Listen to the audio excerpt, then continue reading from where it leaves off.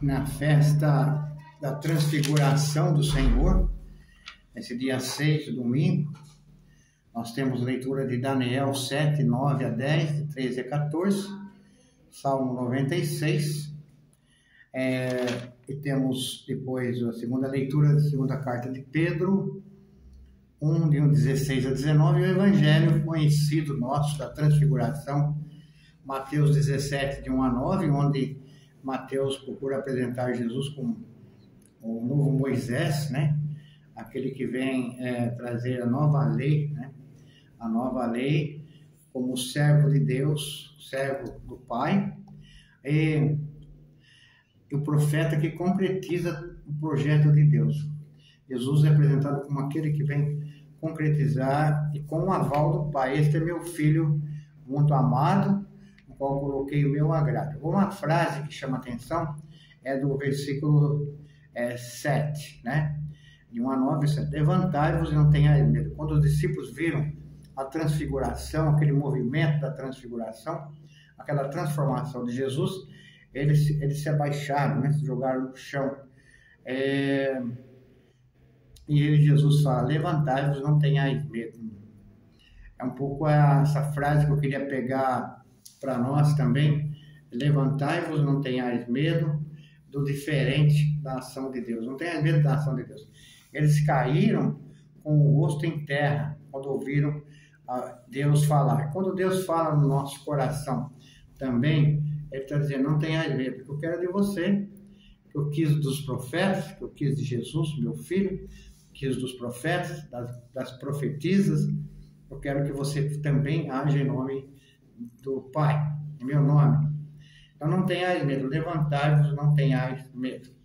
Então esse é um chamado para nós, não tenhamos medo, embora muitas vezes o medo se apresenta de diversas formas na nossa vida, de diversos modos, cada um sabe o momento que está sentindo, passando, mas o medo não nos leva a lugar nenhum, né?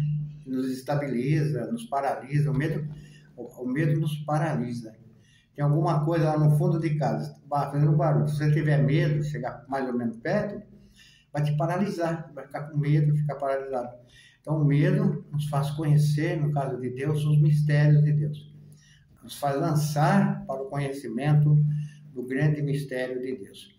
Na transfiguração, outra coisa que me chama a atenção é a atitude dos discípulos, erguer os olhos, quando desciam da montanha, não, aí apareceu o Xaxá aqui, Senhor, nisso apareceram de Moisés e Elias, no versículo 3, conversando com Jesus na transfiguração.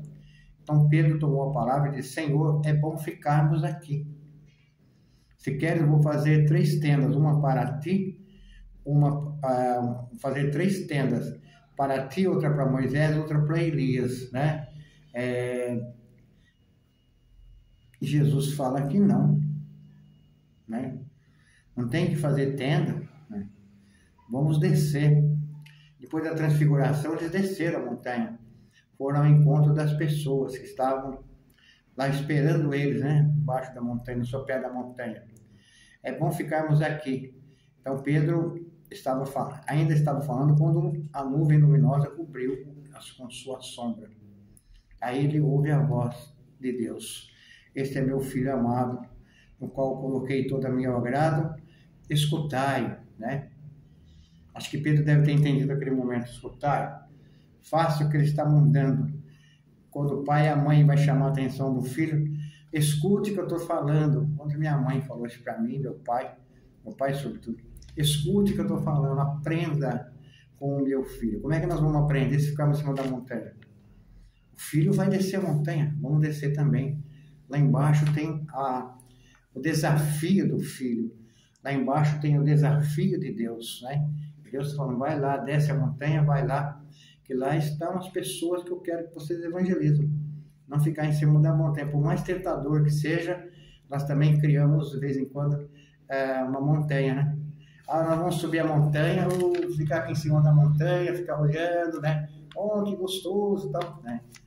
Só que em cima da montanha não vai acontecer muita coisa. Já aconteceu. Nesse caso, Cristo foi transfigurado. Deus falou com eles, os discípulos viram Agora eles têm que descer da montanha, né?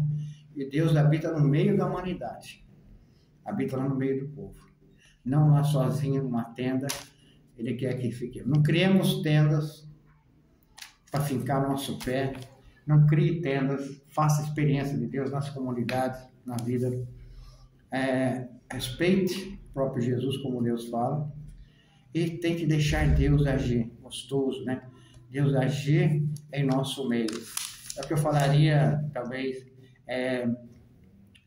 falaria na missa, né? Também vamos pedir a Deus hoje, esse Senhor que revelou aos discípulos da glória da ressurreição, pedimos pela igreja em percurso sinodal, para que seja sempre sinal de luz em meio às trevas presentes no mundo, né?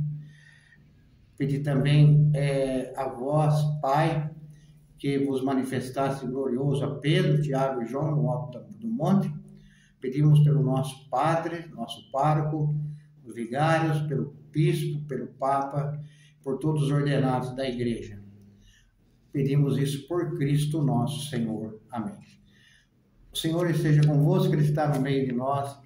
Deus abençoe nessa meditação. Em nome do Pai, do Espírito Santo. Amém. Até amanhã com o Evangelho do Dia. Tchau.